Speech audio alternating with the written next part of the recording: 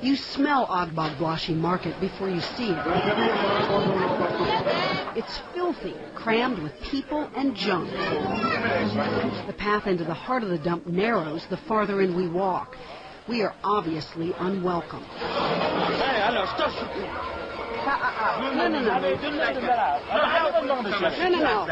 You know what they are doing.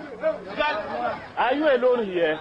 We need to get approval to be here, and there is actually a tribal chief of Agbogbloshie. We sit with him and a group of men that are his elders.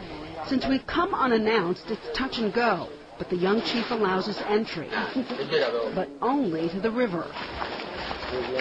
This blackened sludge runs through the dump and out to the ocean. And what looks like raindrops on the surface are actually mosquitoes. Mosquitoes carrying malaria. We cross and meet the second chief. It's another 25 minutes of diplomacy before we're escorted in to wander the littered landscape. And that's when we see it. There's a pile of computers over here. In fact, there are acres full of these first world relics chucked into a third world heap. Where did they come from? Standard Chartered Bank. Radius Incorporated, Sunnyvale, California. ViewSonic Corporation from Walnut, California. All the major corporations are represented. IBM, Apple, Epson, Compaq, Dell. Here we are in Accra, Ghana.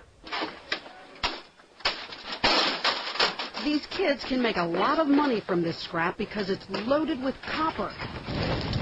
And to get to that copper, they burn off the surrounding parts. We're told that a bundle like this can bring in the equivalent of $5. Pretty good when many Ghanaians exist on about $2 a day. But the cost is high. Computers release a cocktail of toxins when they're burned or smashed. Lead, dioxin, and mercury, to name a few. Goats feed on the trash, and children seem unaware of the danger. Apparently, so is Ghana's government. Oh my. The Ministry of Education and Sports has a field here right next to where they burn this toxic material. Terrific. These people are being poisoned right in front of our eyes. Barbara Kyle looked at our Ghana video with disgust. She's with the Electronics Take-Back Coalition, a nonprofit trying to get the government and computer industry to recycle responsibly. There are laws against dumping e-waste in poor nations, and the EPA considers computers hazardous in general. Specifically, though, the EPA has deliberately created huge loopholes in that by tinkering with the definition of hazardous waste. They've created the circuit board exemption, the precious metals exemption, the scrap metals exemption, or recycling exemption. So all they have to do is claim this stuff is going for recycling, or, I mean, the exemptions cover every product several, 3 times over. So it doesn't count as hazardous anymore. But it is dangerous waste, and it's filling up developing world dump sites at an alarming rate. The UN Environment Program estimates the annual tally around 50 million tons of electronic cast-offs per year. Even the best of environmental intentions wind up here.